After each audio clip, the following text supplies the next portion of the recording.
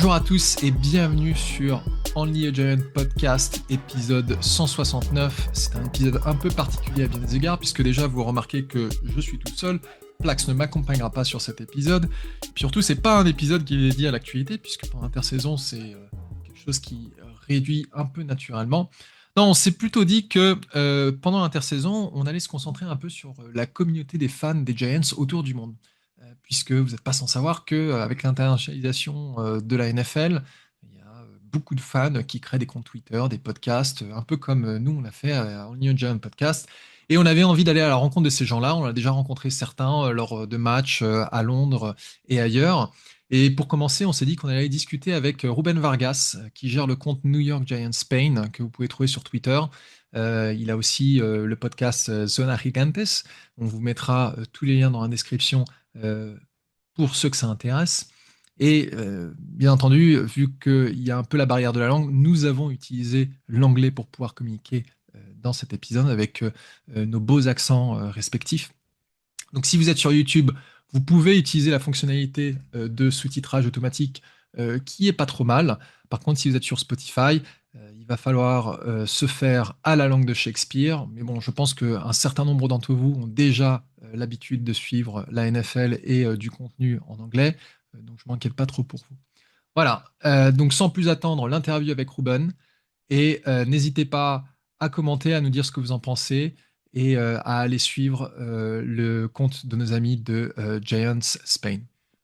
So, as I was saying, guys, in French just now, we are starting a new series of episodes to talk a bit more about the fan community of the Giants around the world. And to kick off, I've invited Ruben Vargas from Giants Spain. Ruben, welcome to Only a Giant podcast. Hi, Thiergow. It's a pleasure to connect with the French Giants fan base. You're in Australia, but I know you're doing amazing jobs since 2020 with Plex. And happy to connect again because I connected with Plex in 2020 in the pandemic times for do a video of the international Giants fans around the world. Many things happen on all these 6 years. Many dreams come true. And it's really nice to connect again and make this community, international community of the Giants bigger and make the big blue so more international even. Yeah, no, and that's right. And for those who are not aware of what Ruben is talking about, there was this video during the pandemic with various accounts, Giants fan accounts, including yours. Plax was on there.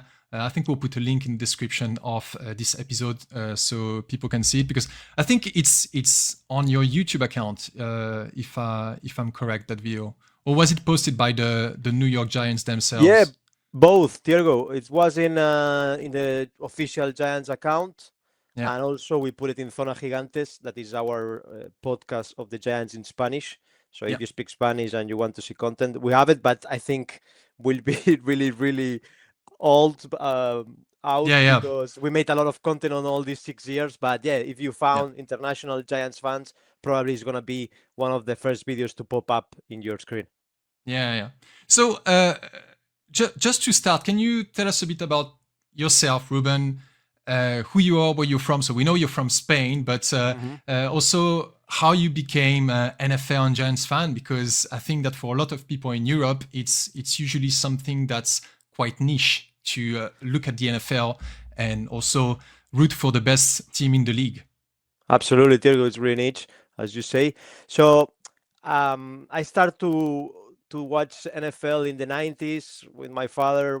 It was like a little channel in Spain. It's called Sportmania. And I remember to play Madden in one, like a kids festival in Barcelona. I'm from Barcelona, so I'm based in Barcelona, but I go often to New York. I also work for the NFL now in Spain, and I did something with the Giants. We can explain this later.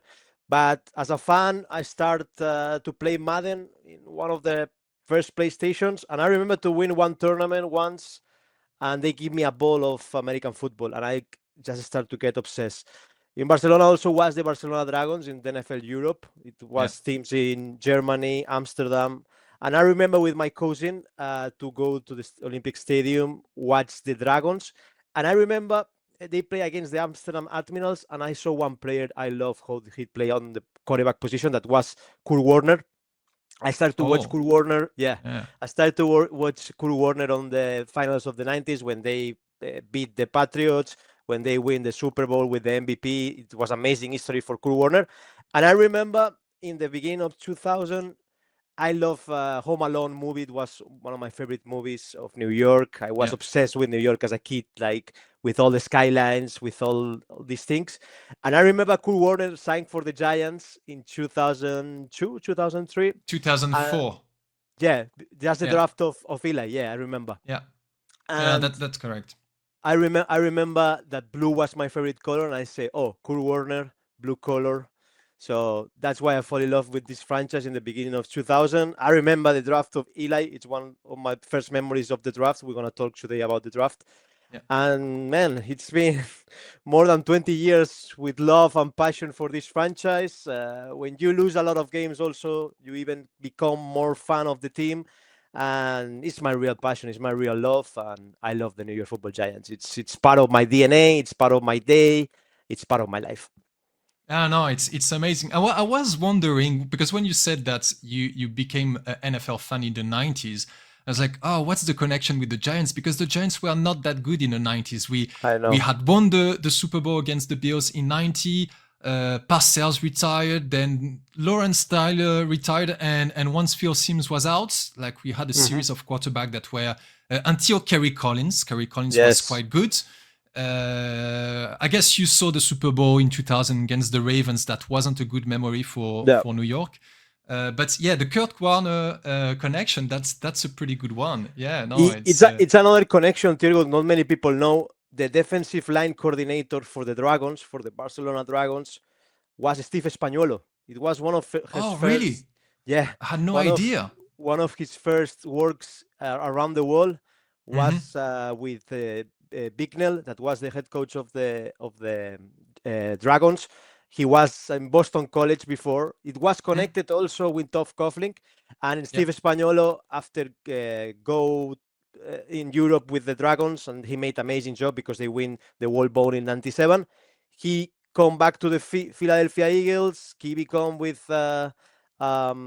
also great coaches there, and he become the defensive coordinator with the yeah, Tom Coughlin. So it's always a connection of some Giants figure, some yeah, important defensive coordinator as Steve Spagnuolo, and yeah. yeah, there's many connections there. So I was aware about Kurt Warner's passage in Europe when during the time of NFL Europa when that existed. I wasn't following the NFL at that time yet, but I had no idea for Spagnuolo, and there are many other players and coaches who came in Europe before going back to the US. So that's great. And so you're saying like more than 20 years as a Giants fan. Uh, if we put the two Super Bowl aside, the two winning Mhm. Super Bowl aside, what is for you your best memory as a New York Giants fan? It's a great question, Thiergow. Probably the day that Uzi Umenyora sacked 6 times Oh the yes, Eagles. I remember that day. I have the T-shirt here, if you can see it, signed by yeah. Uzi. Oh So Uzi, nice. yeah, Uzi is one of my favorite players of all time, and I remember that game. It was like something really, really special to. I always like really so much the defensive part of the Giants and how they always became like this breaking these NASCAR packages, this dominant defense, and probably all these great games of the defense are always putting a smile on my face. Yeah, it's definitely part of the Giants' identity, and uh, when you remember of those days with OC, Michael Strand, Justin Tuck, it was a great front seven, and we hope that we'll find that again in the Exactly. future. So yeah, we'll get to the draft a bit later, but before we get to that, uh, can you tell us a bit about the Giants fan community in Spain and how you started your accounts, and I guess the podcast came after the accounts? Yeah, absolutely. It was like 2016, 2015. I remember Odell was in his prime, being this really versatile player that all the league was looking for with the catch and everything. And I was looking just for a community in the social media to comment the games, to see another Giants fans in Spain, and I didn't find anything. Like, how can be that a franchise from New York uh, don't have any community in Spain? I remember the Knicks have a big community in Spain because the NBA and the basketball is so followed in Spain. It's probably the second sport after La Liga. And I say, man, I have to create something because it's nothing of the Giants in our country. Spain in sports is crazy always. Here, the fans of the NBA, of the NFL, as fans, they wake up in the middle of the night for watch the games. Yep. Must be something, no? Must be something around there. And I remember on Facebook, I found like 3 or 4 fans, and I say, guys, you want to do a podcast because it's something really I will do. It's something is growing up in Europe again, the NFL. And yeah, I started the podcast of Zona Gigantes in 2016, 2017. The main account of Giants Spain also, more like for all the fans that they follow the team from Spain. And I remember I entered in a Spanish Bowl. It's probably the website in Spain, the biggest one following the NFL. I was the person who was taking care of all the Giants content.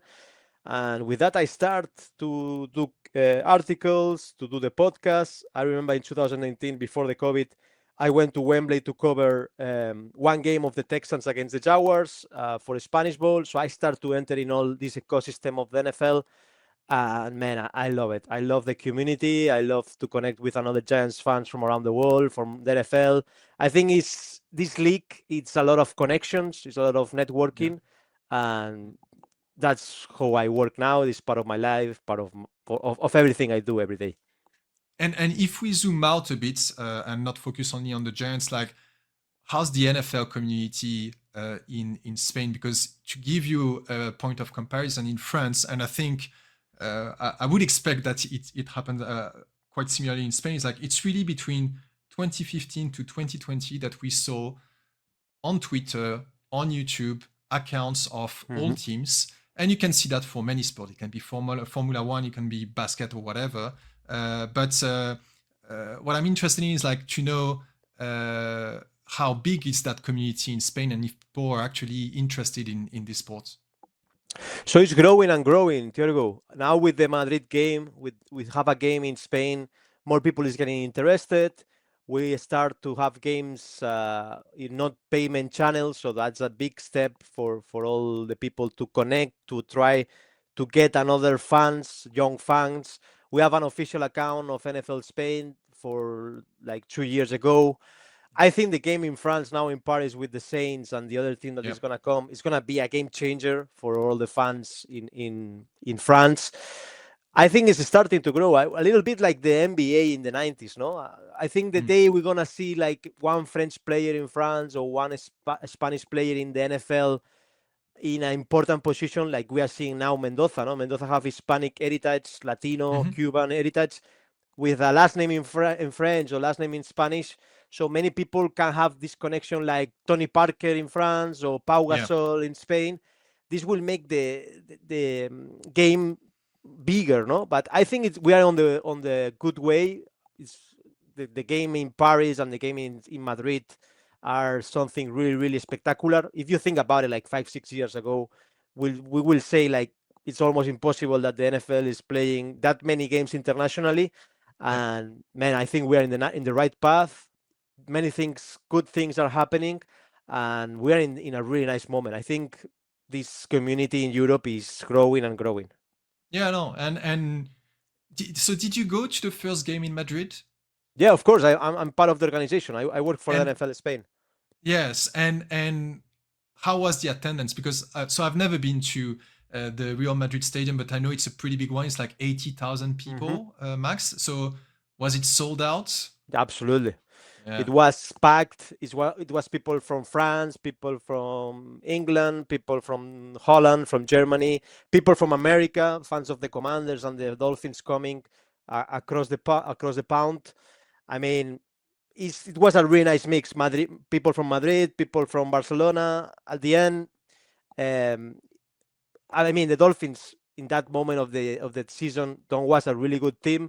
Also, Jaden Daniels was injured, but at the end, you are going to watch an NFL game in a soccer stadium, in a European football stadium, is something spectacular. If you go to Munich, if you go to Tottenham, to Wembley, the atmosphere is incredible, and I recommend it to all the NFL fans in France and in Spain to assist, because it's really, really cool to watch the ambience. No, and that's the beautiful thing about those games being developed in Europe. I'm sure you've been to some games in London, because at first it was only in London. Then they did Munich.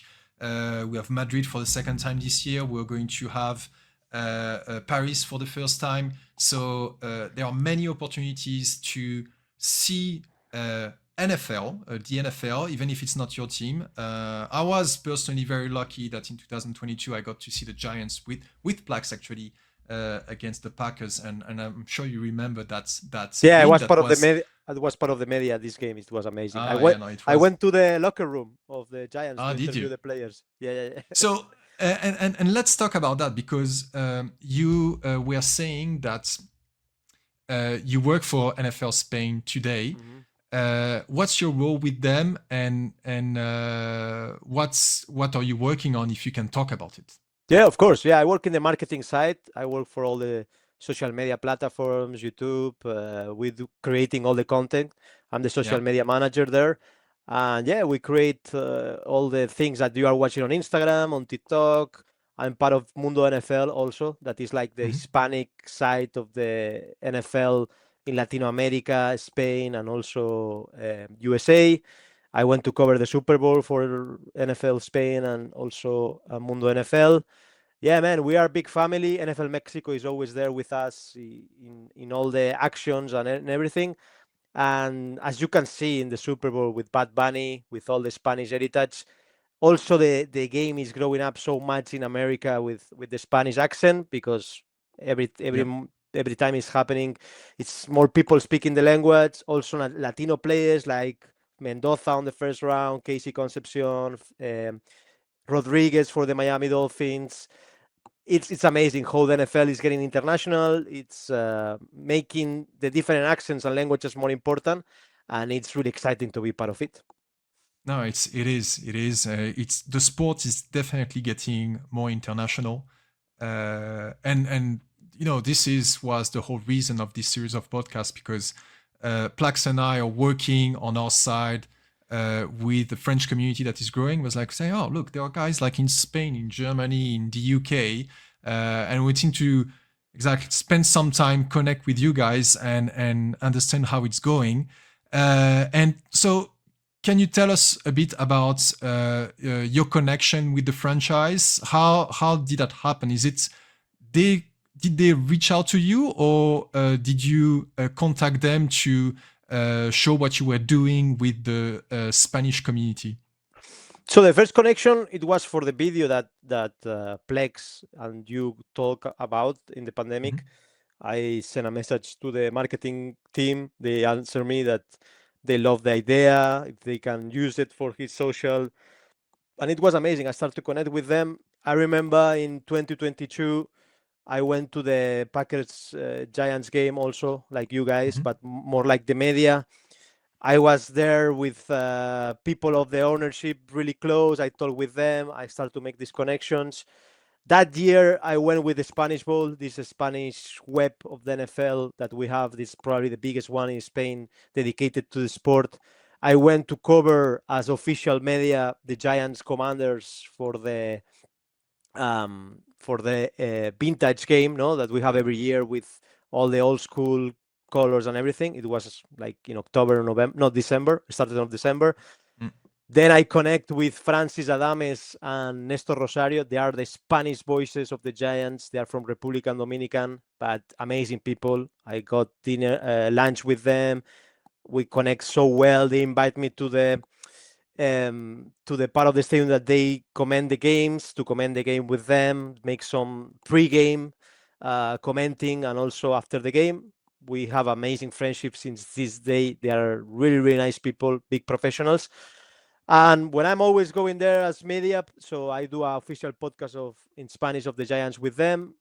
The franchise is really, really like a family. Once you know the people inside of the building, like Bob Papa, like Carl Banks, Yeah. and all these people. They remember you, hey, Ruben, the Spanish fan, the Spanish boy, blah, blah. You know, I mean, at the end, they know every time who is entering in S. Rutherford, who is, what is coming to do.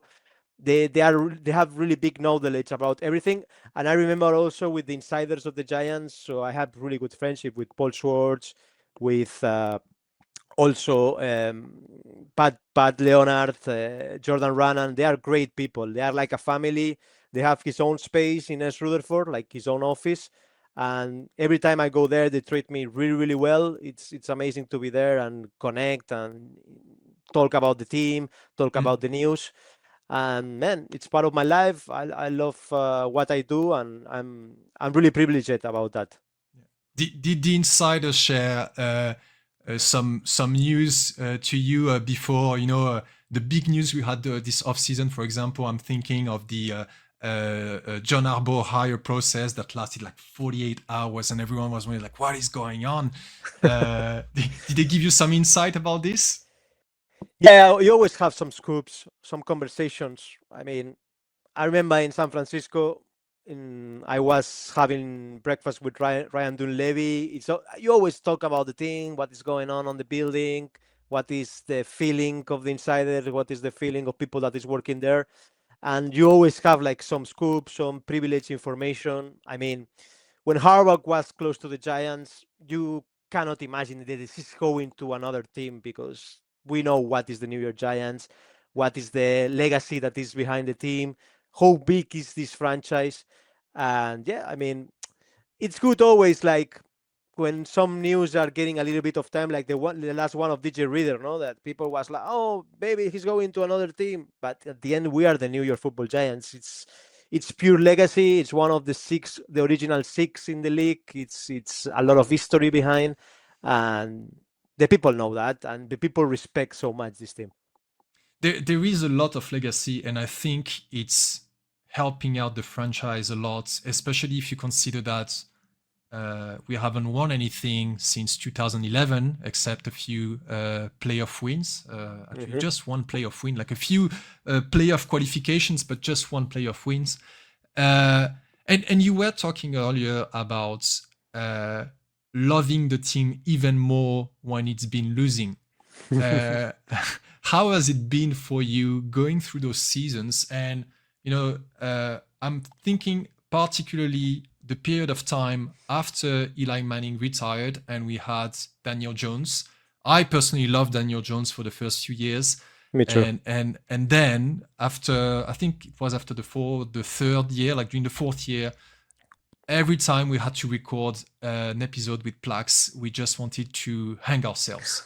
How did you manage that? I mean, the good thing of the NFL, Thiergow, it's like you have the draft, no? The next day you are Mm. pick top five, pick top six. You're getting a lot of excitement. Who's gonna be the next player? You get this illusion, no? This happiness that maybe the next year, with all the free agency signs and also the draft, we're gonna be a better team. Also for Daniel Jones, I mean, yeah, at the end, Don was our man, Don was our quarterback, but if you think about it, the New York market, it's brutal in all It is. sports. I mean, it's really difficult to make it there. Like the Frank Sinatra song, no? If you make it there, you make it anywhere. I Mm. think Jackson Dart, maybe he's more ready for the big lights, no? For the big scenery. He embraced all this Broadway thing, all these big New York City lights. So I'm really excited about Jackson Dart and also Escateu. I have them here on the T-shirt. Yeah. But Yeah. let's see, man. I mean, I'm a really positive person, Thiergo. Really, really positive. I think in life, if you are positive and you have good thoughts, you attracting that in your life. And in the real world, we have our problems with friends, with family, with work, and everything. And this is like a hobby. This is like a passion. This is like the thing that has to make you smile. And you always can take something positive from the negative, no? And I think it's my way to embrace and to be happy with the Giants in that case. I mean, another franchise, another fans of the NFL, they didn't see a Super Bowl in the last 20 years. We saw two. I mean, I know we have to be closer in the playoffs, close to the Super Bowl. But if you think about it, I don't think with the things we did in the free agency now and the draft and John Harbaugh, we are that far away from see the Giants being a competitive team, a team that can win many games in this league. Yeah, no, it definitely feels we are on the way up. Last season was complicated. Last season with Brian Dable and also the defensive coordinator, that was an absolute mess. But we did see some fantastic things from Jackson Dart, from Cam Skatebo, who unfortunately injured himself quite badly. We also lost Malik Neighbors. But yeah, this is a great segue into looking into the future. If we shift our attention a bit to the draft, which was 2 weeks ago, what's your take on what has happened? Like,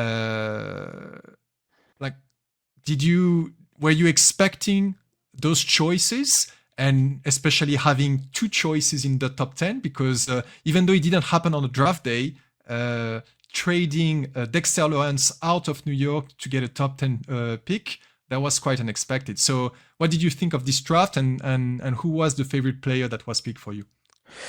I'm so happy, Thiergow. I think we nailed it in this draft. At the end, you are getting out of Dexter. Dexter is amazing. I mean, I interviewed him in Munich. He's really fun guy. It's an amazing human being. Nobody can stop him when he have double teams. But he didn't want to play anymore for the New York Giants. He thinks, and he's also his agent, that his time in New York was over. So in the change, you get a top 10 pick, and you can get with the same money Shelby Harris, Mawigoa. You can get the other defensive tackle, DJ Reader, and you can take another player more. At the end, you think, man, it's not a bad change. I mean, you're getting a lot of big bodies for the defense that we having, for Harbaugh, that he always play really physical football. And man, Arbor Reese on the 5, it's amazing. I mean, we did thousands of mock drafts in the community, in a lot of experts in the States. Nobody was thinking that Arbor Reese is going to be there at 5. If you're watching the Giants live episode with Harbaugh and Shane, they are ecstatic that Arbor Reese are falling to the number 5. I mean, I think it's. I'm always watching in NFL website the next gen comment that it's gonna be a Pro Bowler caliber. It's gonna be probably a starter in 2-3 years. You are watching the NFL website for Arbor Reese saying he have the potential to be an All Pro. I mean, we are talking a guy that he's just 21 years old. Physically, if you watch him next to Sisi Mawigoa, he's the same size, and he's a linebacker. He's a giant, exactly. You say, Thiergow.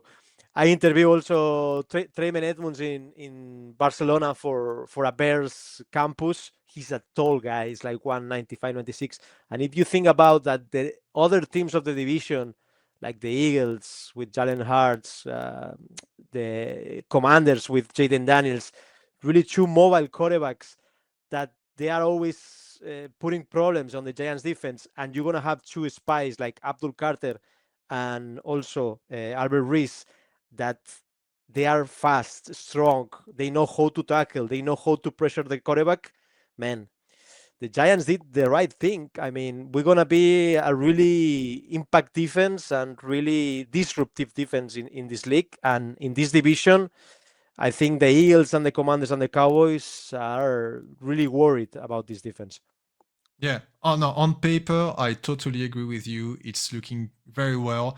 We also have this joke in the podcast with Plax that we've been saying for years that on papers the Giants look really well, and then September comes and you get a bit disappointed. But I get the feeling that, not to sound like a delusional fan, but with the signature of John Harbaugh and even Denard Wilson as Exactly. a defensive coordinator, and the talents in the play was already there. Even if you forget about Harvey Reese, you have Thibodeau, you have Brian Burns, and Abdul Carter. Harvey Reese and Tremaine Edmonds are two great additions that are creating a scary front seven.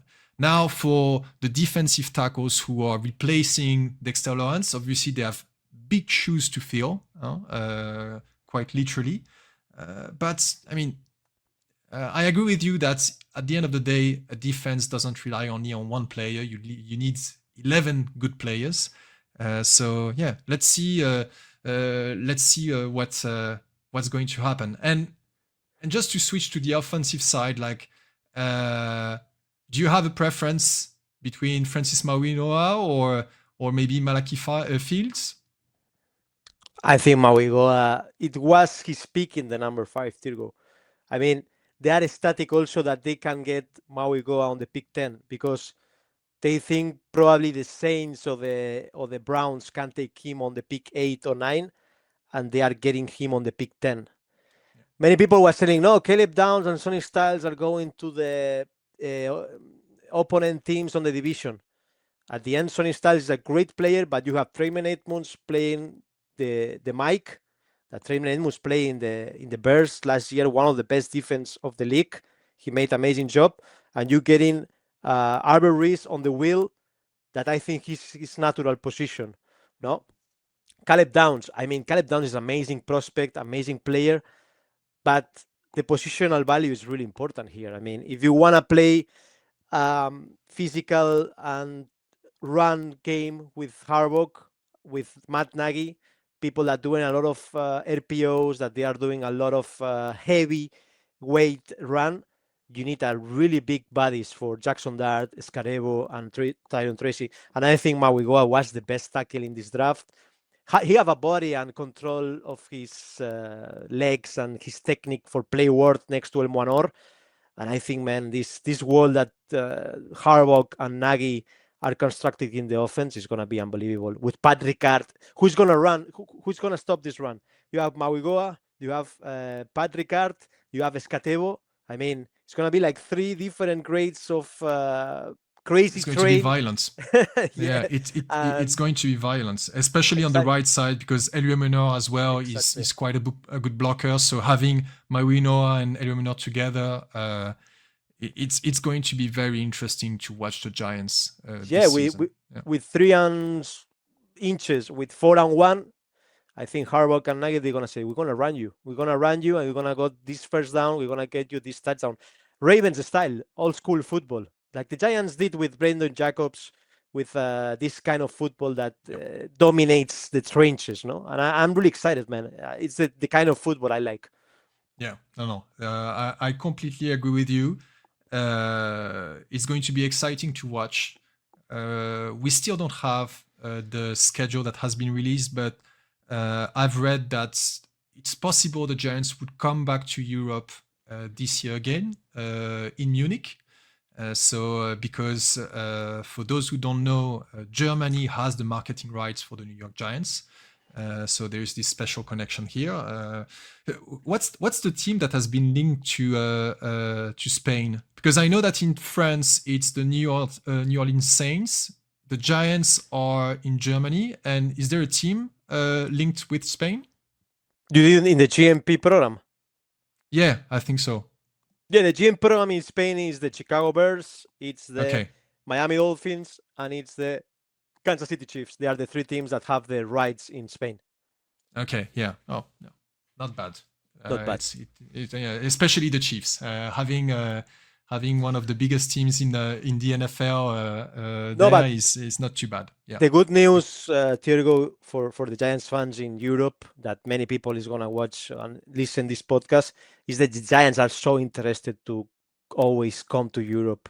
They're really interested in Madrid. They're interested in other locations in Europe, and they love Europe because they know it's the New York love is always there for the fans in Europe. Also, I mean, if you think about it, the Liberty statue was made by a French, and it was present from France to New York. It's always these connections. And yeah, I don't think we're gonna have a lot of time to see the Giants many times in Europe. No, no, and that's a good thing. And the Giants, and I'm sure you know this. I'm saying that mostly for the viewers who are not aware. The Giants were actually the first team with the Miami Dolphins to play in London. 2007, the year when they win the Super Bowl. So there's obviously a very strong connection there. Absolutely. Yeah.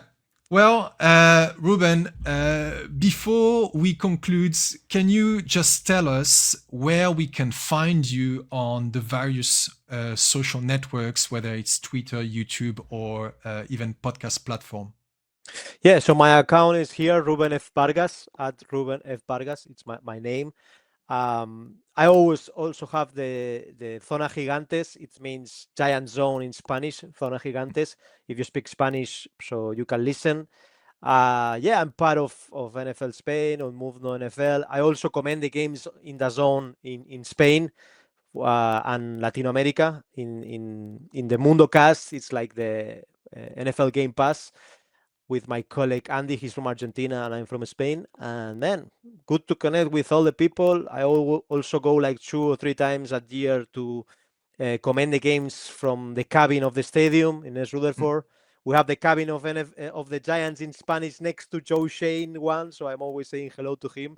And I can give regards to all the European fans. And yeah, man, it's so exciting. I'm really excited about this team and the future that holds, and it's really bright for sure. And hope maybe to be on the training camp. It's many years that I want to visit in summer, and yeah, man. The training camp is going to be somewhere special this year because the stadium is getting ready for the World Cup, the football World Cup. So the Giants, I think they are going in the middle of Virginia or something like that. It's kind of a weird place. It's going to be unusual. Now it'd be good to get some of your insight if you manage to get to the training camp. So you will be at the game in Madrid. Will you be at the game in Paris as well? Let's see, man. If everything work out, why not? Why not to see you there? Maybe Munich also is really nice game. I like always to go. The atmosphere in Munich is incredible. The Allianz Arena is probably one of my favorite stadiums in Europe. And yeah, see you around, guys. See you in the European games. I hope I can go to Australia, but it's really far away, Thiergow. It is. In the cricket stadium will be amazing atmosphere. I'm 100% sure. The Mexico game is coming back. I recommend you go to Mexico City. It's an unbelievable city.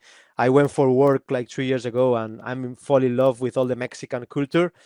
And of course, in New York, if you have the chance to go to New York, it's one of the best cities to watch because from the Manhattan to the MetLife Stadium is really well connected.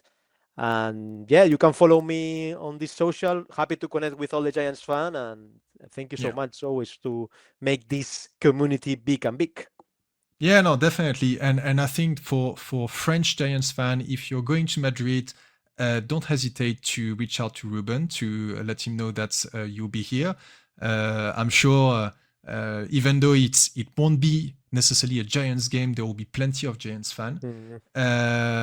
Me, as I told you before the podcast, I'm going to unfortunately miss the game in Australia, but they've announced that there will be games in Australia for many years. So if not this year, it will be the following one. Anyway, Ruben, thank you again for coming on the podcast. It was a great chat. Really good to connect, to learn more about you and the Spanish community. It's good to have your optimism. And I think you're right. We're on the way up, and there are really good things to look out for the Giants this year. Thank you. Merci à tous.